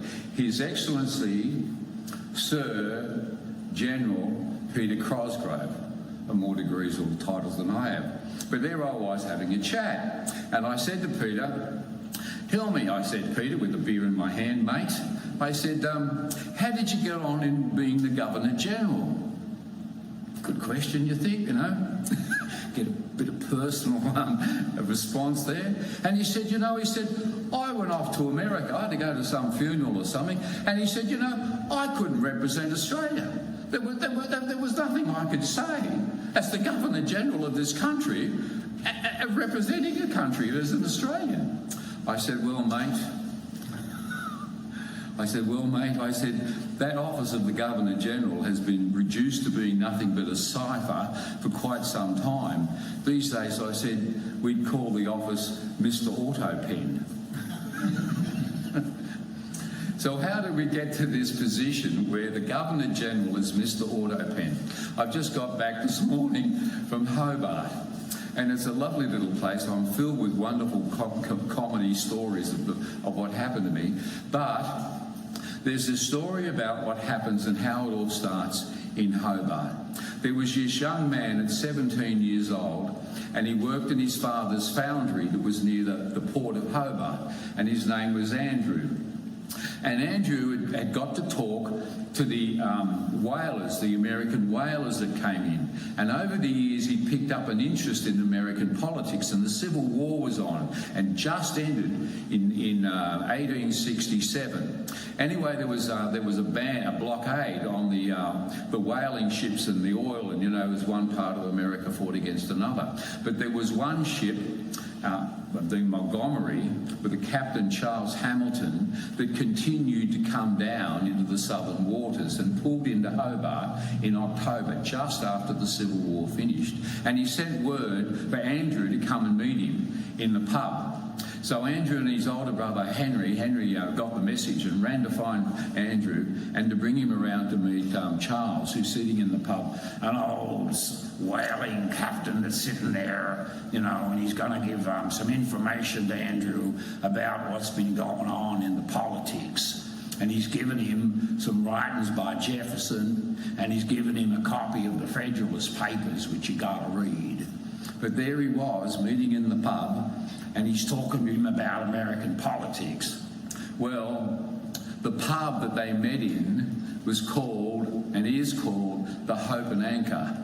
And when I gave a talk last night with the Archbishop of Tasmania sitting in the front row, you know, I was in the Hope and Anchor. And I couldn't believe that I was back in the very pub that where this boy's life started. And in that meeting with the sea captain, as he listened to politics, he decided that that's what he wanted to do, is become a politician, which meant that he had to become a lawyer. His father wasn't really happy about it, but nevertheless, he pursued the career.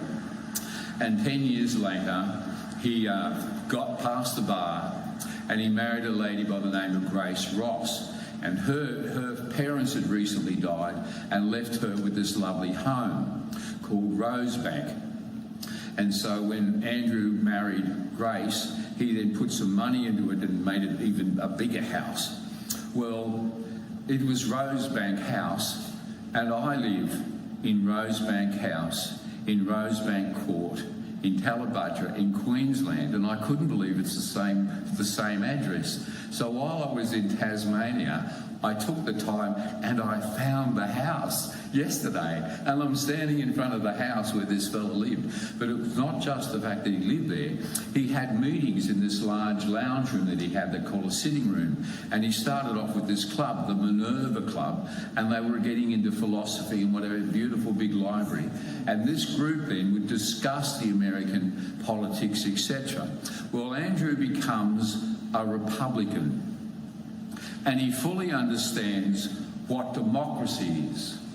Well, Andrew becomes the Attorney General of Tasmania, and goes off to the 1891 Constitutional Convention in Sydney. Fascinating thing happens, because what the background is, why did they bother to have constitutional convention? Well, there was this money problem. And Barclays Bank in England had gone under because they invested in Argentina and they just had a coup or something, and they needed bailing out. So the Bank of England put in money and borrowed it from other banks. Now, the other banks weren't really happy about this, but there was so much money invested in Australia, they then said, we want the money back. And in 1891, that year, in the next year, of the 28 banks in Australia, 19 went under. It was a major financial crisis. 19 banks went under.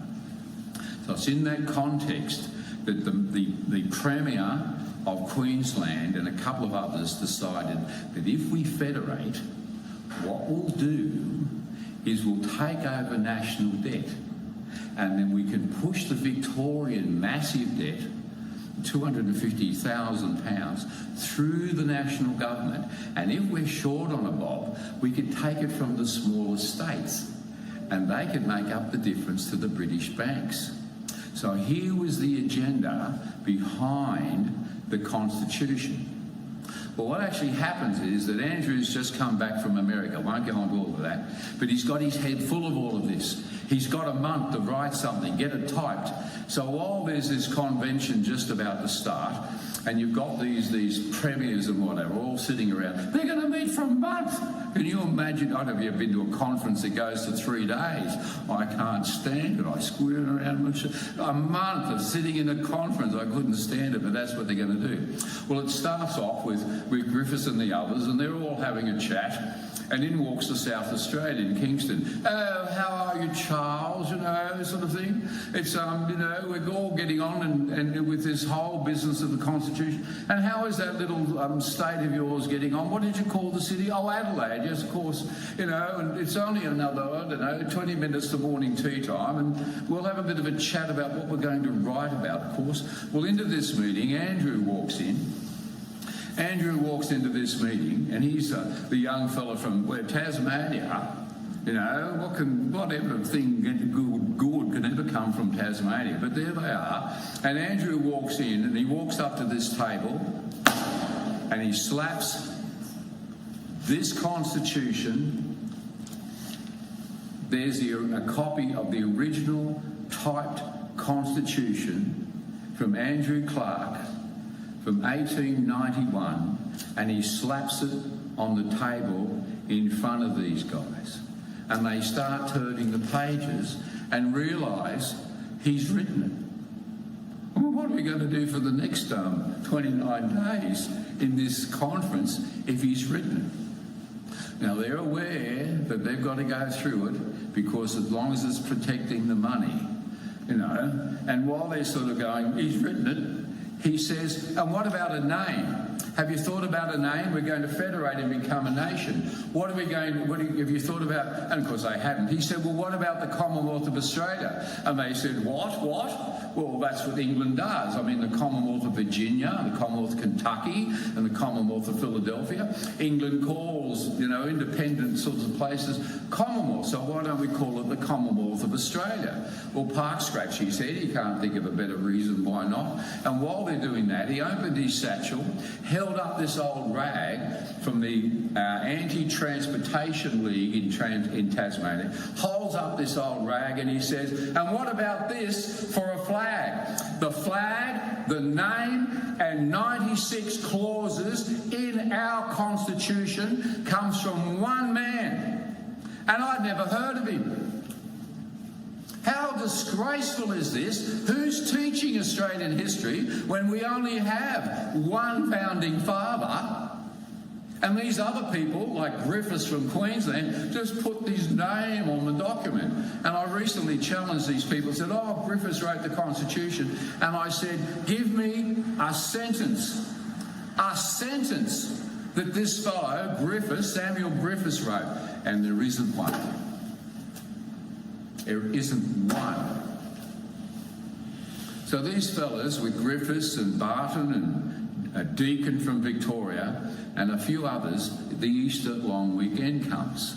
And Samuel Griffiths has come down on his boat from Queensland, the Lucinda or something.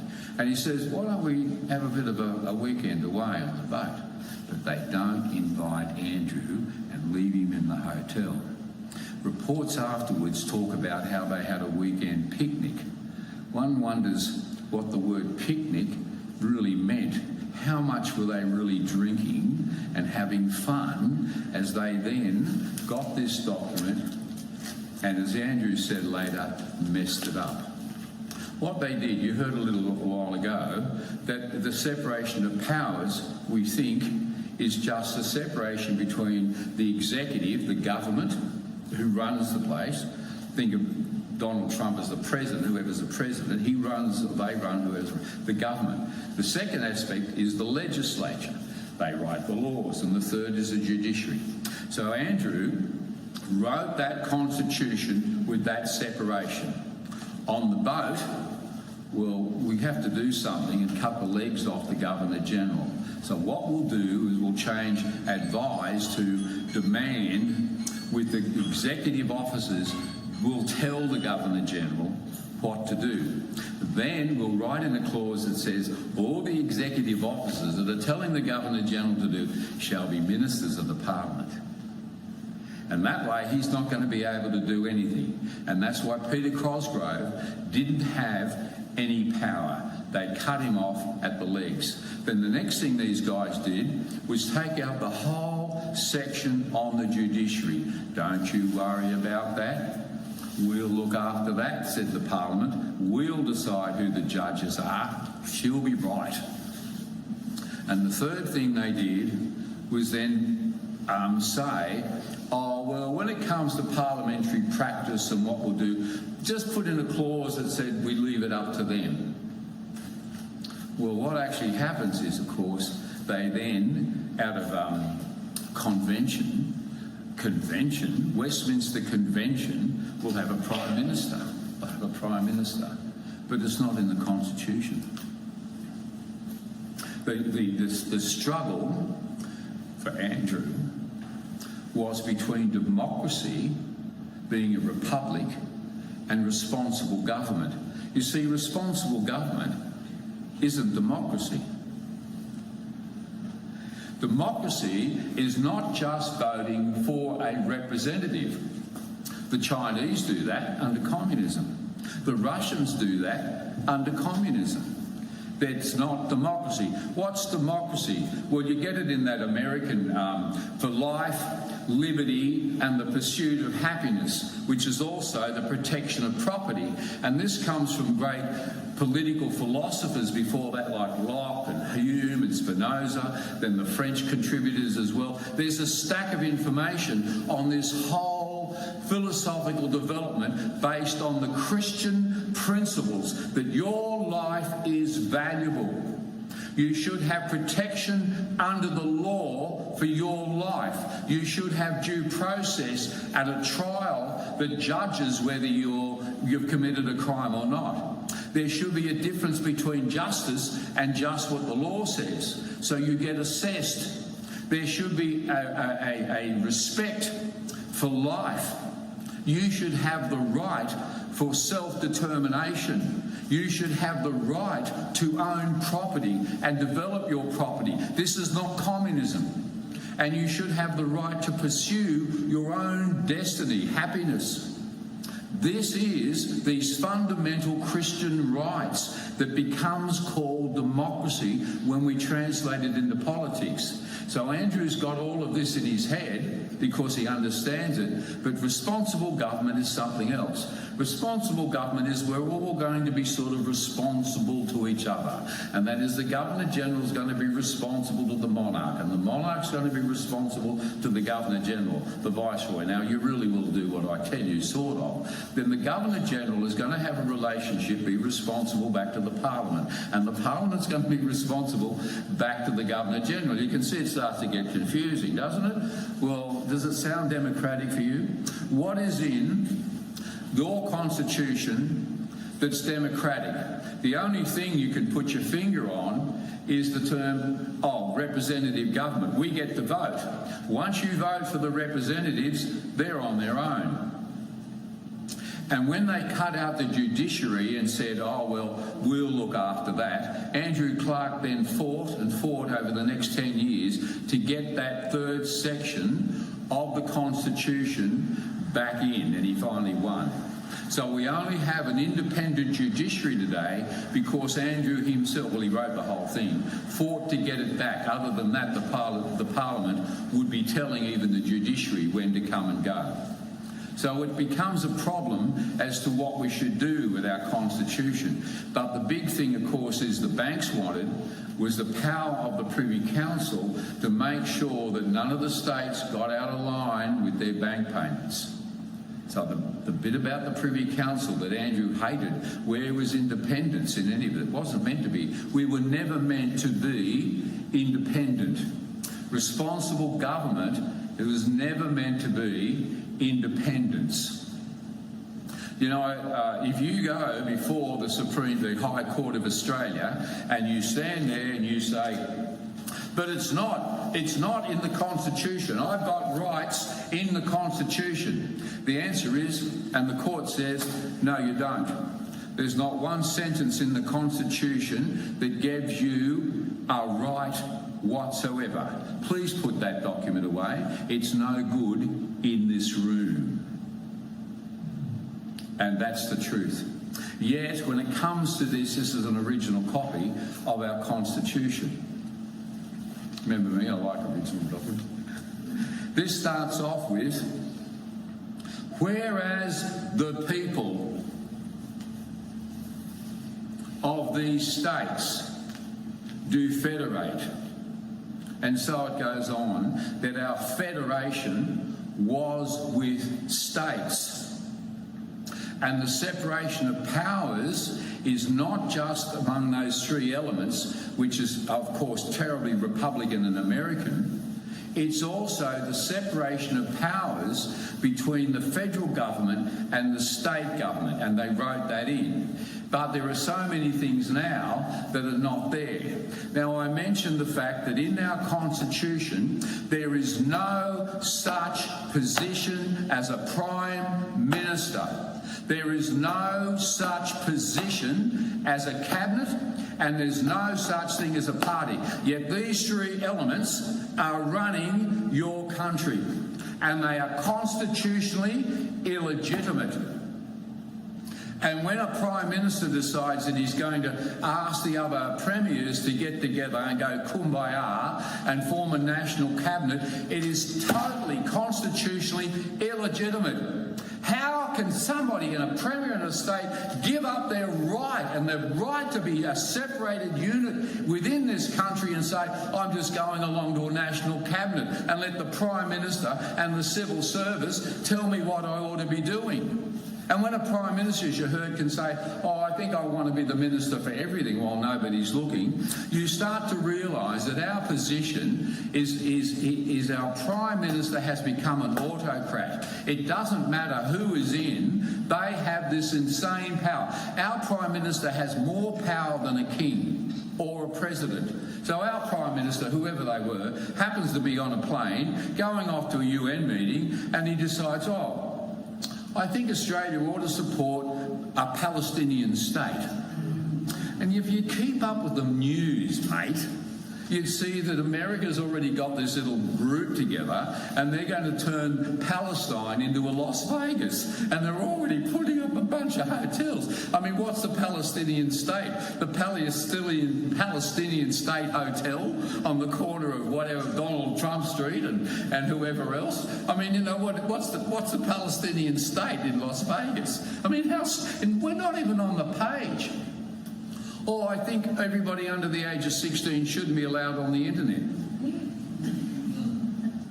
What? Where do we get to say this? So the power that's in that position that is unconstitutional is totally unbearable. And yet there are clauses in this document, as nice as it was when it was written, that just don't serve us anymore. Clause 58, good one. It says that if the legislature, national legislature, writes something that the Governor-General doesn't like, he can send it on to the Queen, the monarch. And she has got 2 years to decide whether she likes it or not. That's 58. And I just imagined Her Majesty getting on the phone and saying, I really don't think what you're doing is right. This week I opened up my red box and there was a piece of legislation and you have been very naughty boys and you're going to stop it. Riding on the sheep's back has got to stop. I mean, it was nonsense, but that's in the Constitution that says the monarch has 2 years to make a decision on our legislation. Now, maybe it worked in the first few years, but it's time we fix this document. I'm sick to death of the Coles and Woolworths oligarchy that goes on between the two parties. Well, you can be in government and everything you say, I won't like. And then when I get in government, you can be the opposition and you can say you don't like anything that I do. So we've got this conflict model. Where's the leadership? Where's the vision? Where's Lachlan Macquarie that says, I'm going to make this a prosperous country? And the population grew by 300% in 10 years. Can you try to imagine our population going from 25 million to 75 million in 10 years? If we don't become net zero in the meantime, which is going to come first? I mean, it's unimaginable. Where would the kids buy a home? We're going to do about the roads, the sewage system, but it's insane. The growth that went on in that time was because there was a model of prosperity, and we've lost our sense of vision, and we don't have the leadership that we need. When I hear that just a month ago in South Australia, where they had an election, 160,000 people, registered voters, didn't show up to vote. And another 50,000 put crosses and whatever else, donkey votes. That's 200,000 people walked away from their right. You only got to tick a box. From their right to vote for this country. There is a whole disillusionment with government. I was on a podcast last week. I was listening to this fella telling me this, and I flicked back to him something that I think is like a mirror, and I said, I don't think the people of this country, I don't think they have the government, they don't like the government that we have, and we don't have the government that we need. We don't like the government system that we have. And we don't have a democratic form of government to represent us today. When I hear that the greatest cause of death for under 34-year-old males in this country is now suicide, I don't know what to do with that. I mean, you've got this the greatest country, the land of the long weekend, and there's such depression and hopelessness that it's the greatest cause of death in Australia for men is suicide. What has happened? We've walked away from our Christian base and we think we're so modern that we're so secular, but where are the values? What have we done but hold up our foot and shoot ourselves? When it comes to where is the base when we hear what's going on? Now, what's actually happened is we are now vulnerable to the rubbish that gets thrown to us. We have marches on the street of how many thousands of people protesting against Australia Day? I mean, what is the matter with this country?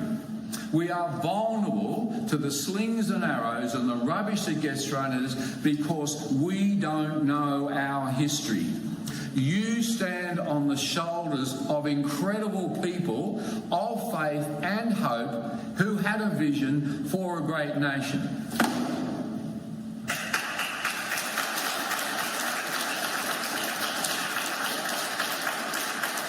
But your children are going to stand on your shoulders. If you don't know your history and if we're not proud of our country, what are we passing on to them? I wrote this book because it needed to be written. I couldn't stand the rubbish about our history, and I can't stand people running it down. But I've now got my head so full of it, I mean, you can come and ask me anything, and I'm so determined to help us find the pride in this great country. But I'm also determined it's about time we became a democracy, because there's, whatever it is, we can't continue with this thing called responsible government, where they've already cut off the monarch. We've got a King of Australia. He's great. I mean, I really like Charles, King Charles. I told you, he sent a lovely letter to me about my book, I told you that, didn't I, Ed? I really like the British history. And in fact, a academic out of Melbourne made a mistake in the preface. It was a bit of a liberal book, but he hit this point, and he said in the preface, if we deny our British history, we will become a people without a soul. And that is what is happening. We are losing the very soul of the nation. Ladies and gentlemen, we have to find a future, a vision, and we have to know what it is that made this country great.